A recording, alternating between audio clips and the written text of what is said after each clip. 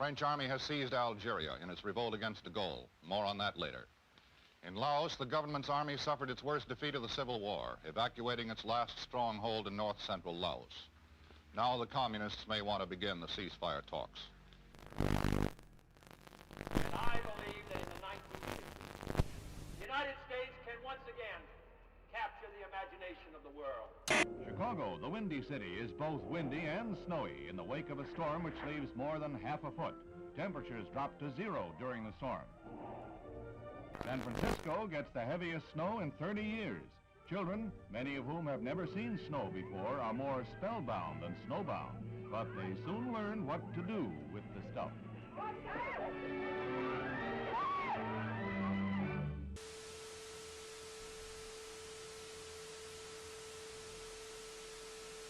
I, John Fitzgerald Kennedy, do solemnly swear that you will faithfully execute the office of President of the United States. that I will faithfully execute the office of President of the United States And will, to the best of your ability, and will, to the best of my ability, preserve, protect, and defend the Constitution of the United States. preserve, protect, and defend the Constitution of the United States. So help me God. So help me God.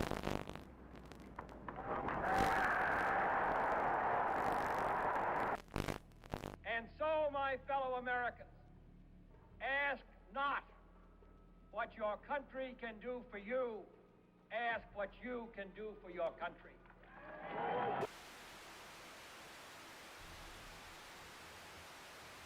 British Prime Minister Harold Macmillan arrives in Key West, Florida for a conference with the President on the explosive crisis in Laos. They jointly declare determination to prevent the Southeast Asian kingdom from being taken over by communist-supported rebels. Also discussed is Britain's ceasefire proposal to Moscow. Miko, is the Soviet Union willing to agree to a ceasefire in Laos? We touched in conversation this subject. I have nothing to say publicly at this moment. The look for 61 will recall the Jazz Age, and where Paris leads, the rest of the fashion world is likely to follow. Here was a new symbol of communist ruthlessness. Overnight, East Berlin became a concentration camp, sealing in the inhabitants of that sector. Barbed wire and cement were the answers to the refugee problem. Khrushchev repeats his threat to sign a separate peace treaty with East Germany, which he claims, wrongly, rights in Berlin. Served with an order by East German authorities that all U.S. personnel must show identification before entering that section of Berlin, American troops answer with the only language the Reds seem to understand, a show of arms.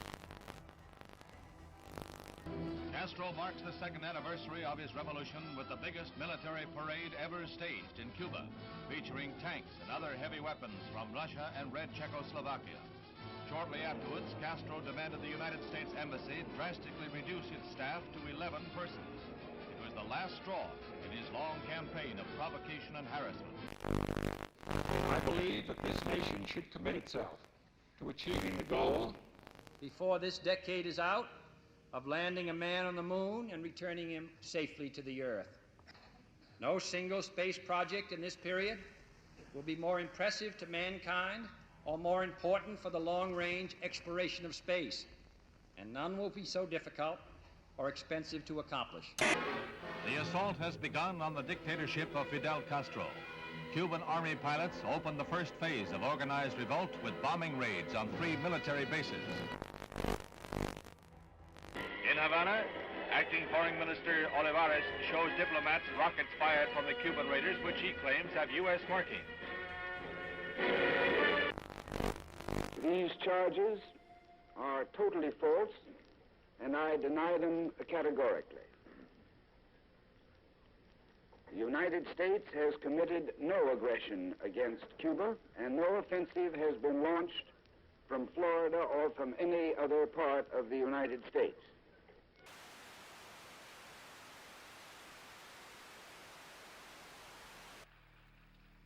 Es un honor para mí el estar hoy entre un grupo de los hombres más valientes del mundo.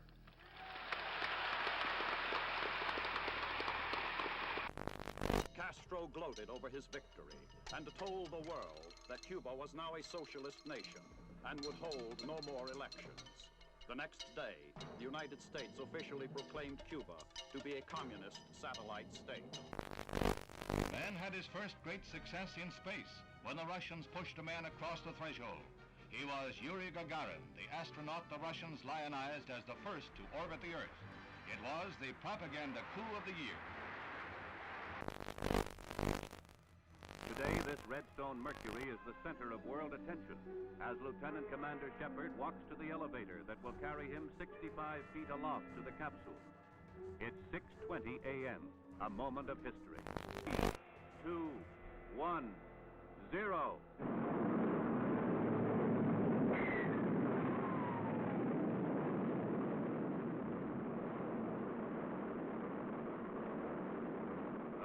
Performs perfectly as it lifts the funnel-shaped capsule gracefully aloft. 115 miles up, he went 300 miles downrange, right on target, and was picked up by waiting helicopters.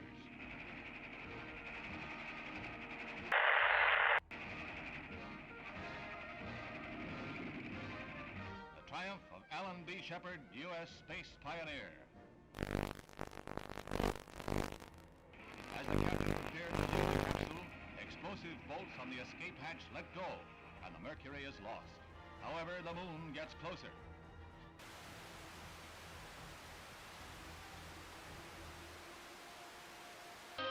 Albany, Georgia. A Negro fight against segregation is led by the Reverend Martin Luther King.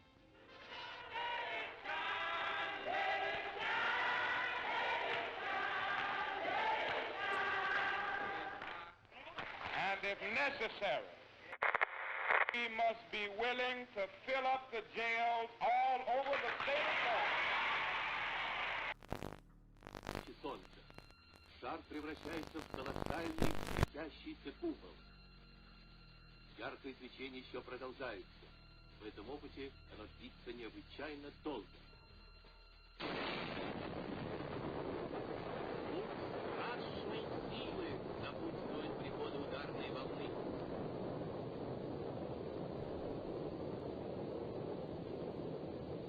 Just why the Soviet Union would wish to detonate a 50 megaton explosion, something about which we can all speculate. At Oxford, integration at the University of Mississippi becomes a one-man crusade. When Air Force veteran James Meredith tries to register, the police lines are drawn, U.S. Marshals blocked. When university officials are cited for contempt of federal court, Governor Ross Barnett Negro applicant.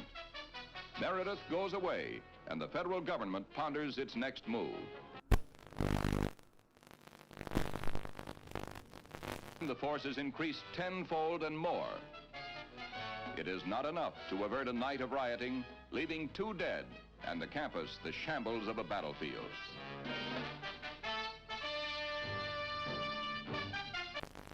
"75 students and other rioters are arrested. Among those seized, former Major General Edwin Walker, who is charged with insurrection. And James Meredith becomes a duly registered student at the University of Mississippi. Sir, there's been a great deal of turmoil and conflict. 2 people have been killed. Do you have any feelings of guilt? Have you given it any second thoughts?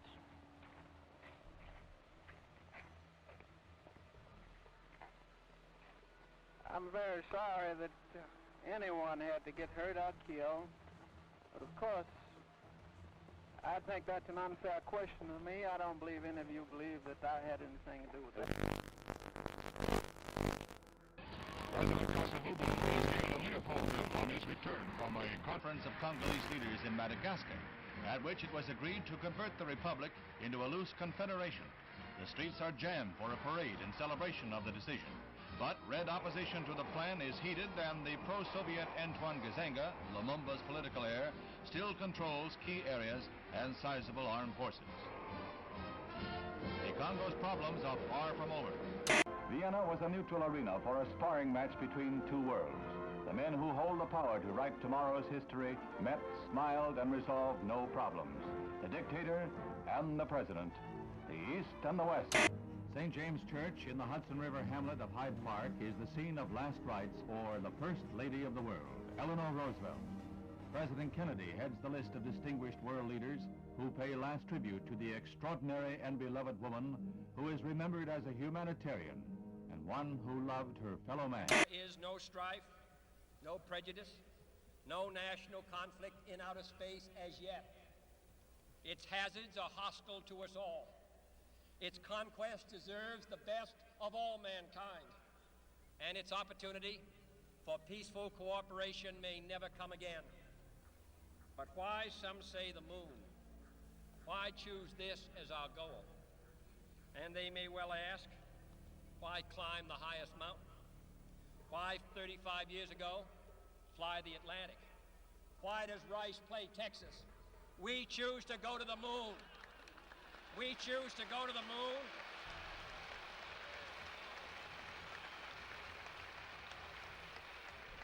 We choose to go to the moon in this decade and do the other things, not because they are easy, but because that goal will serve to organize and measure the best of our energies and skills, because that challenge is one that we're willing to accept, one we are unwilling to postpone, and one we intend to win, and the others too.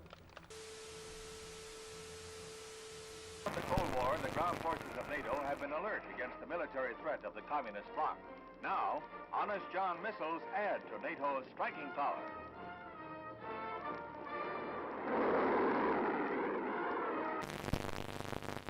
President Kennedy begins a tour of 4 space installations at Huntsville, Alabama, where he is greeted by Dr. Werner von Braun, space pioneer and director of this research and development center. The missiles on display are dwarfed by the mighty Saturn rocket.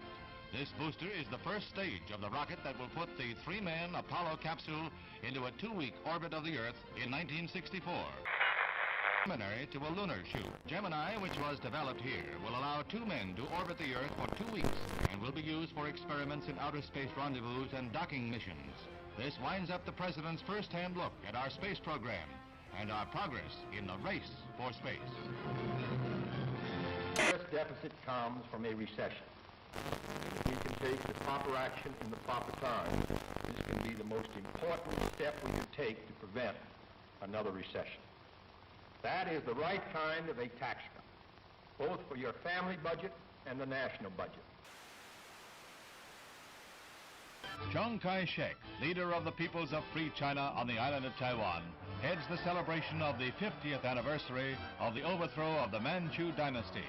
11 million Chinese, strong with their dream of someday wresting their homeland from the communists, are marking the day that saw the end of 4,000 years of monarchy in China. Khrushchev declared, through the formation of the world system of socialism, the situation in the world has altered radically. At present, it is not circles whom. On December 2nd, 1961, Castro reveals, I am a Marxist-Leninist and will be one until the day I die. Socialism is a world reality today. There is no halfway between socialism and imperialism. This government, as promised, has maintained the closest surveillance of the Soviet military buildup on the island of Cuba. To halt this offensive buildup, a strict quarantine on all offensive military equipment under shipment to Cuba is being initiated. All ships of any kind bound for Cuba, from whatever nation or port, where they're found to contain cargoes of offensive weapons, be turned back. It shall be the policy of this nation to regard any nuclear missile launched from Cuba against any nation in the Western Hemisphere as an attack by the Soviet Union on the United States, requiring a full retaliatory response upon the Soviet Union. Communism's adventure in Cuba is a sophisticated one. Political, psychological, subversive, with paramilitary features. Can a democratic society, wherein the right to know and the value of knowing are basic, Can a democratic society wage successful political, psychological, subversive warfare against communism? Leather is falling into step in the fall fashion parade. Finished in an explosion of rainbow colors, leather has been styled into smocks and sheath-top skirts like this eye-stopping pair. Just the thing for a day's outing at Sterling Forest Gardens in New York. In Trafalgar Square, 2,000 Londoners demonstrate against the United States blockade. Fidel Castro whips up a furor in Cuba, charging the United States with arming and training mercenary forces for an imminent invasion. He calls out some 200,000 militiamen for training and guard duty at key points throughout Havana.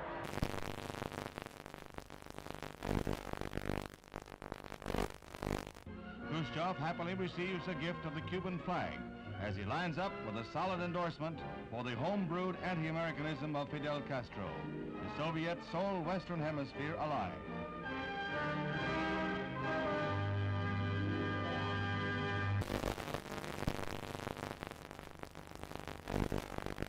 As he arrives back in Washington, the president hears more bad news. China has just invaded India. Is this part of a two-pronged communist assault? Now the president must weigh all the factors one final time, then make his decision, knowing that whatever he does, he risks nuclear war.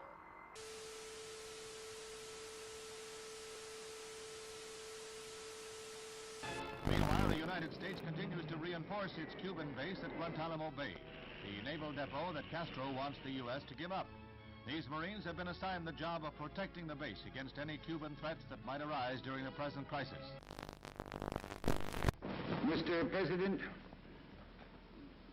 I am submitting today a resolution to the Security Council designed to find a way out of this calamitous situation. This resolution calls, as an interim measure under Article 40 of the Charter, for the immediate dismantling and withdrawal from Cuba of all missile and other offensive weapons. The inauguration of Abraham Lincoln as the 16th President of the United States is reenacted in the nation's capital 100 years after the event. There's a crowd larger than the original president this day, double the 10,000 of 1861. And the bright, balmy day is in marked contrast to the gloomy overcast of a century ago.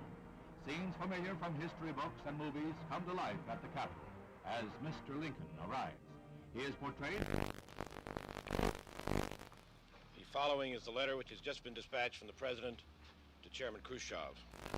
I think that you and I, with our heavy responsibilities for the maintenance of peace, were aware that developments were approaching a point where events could have become unmanageable. So I welcome this message and consider it an important contribution to peace. It urgently recommends that the United States and the Soviet Union confer promptly on measures to remove the existing threat to the security of the Western Hemisphere and the peace of the world, and to report thereon to the Security Council. Earlier today, Secretary of Defense Robert McNamara announced that yesterday's photographic surveillance of Cuba indicated that the bases were being dismantled. But with increased United States aid and instruction, Vietnam soldiers learned to fight back against the communist Viet Cong. Helicopters become a crucial weapon against guerrillas who strike, then disappear will-o'-the-wisp in marshes. Southeast Asia and Berlin are not the only hazard areas in the orchestrated struggle of the Cold War. There is Cuba, from which Bay of Pigs invaders hobble back when their ransom is paid. The President visits the big missile center at Vandenberg Air Force Base. He becomes the nation's first president to see an intercontinental ballistic missile fired when Annapolis D blasts off its pad to roar down the Pacific Missile Range in a perfect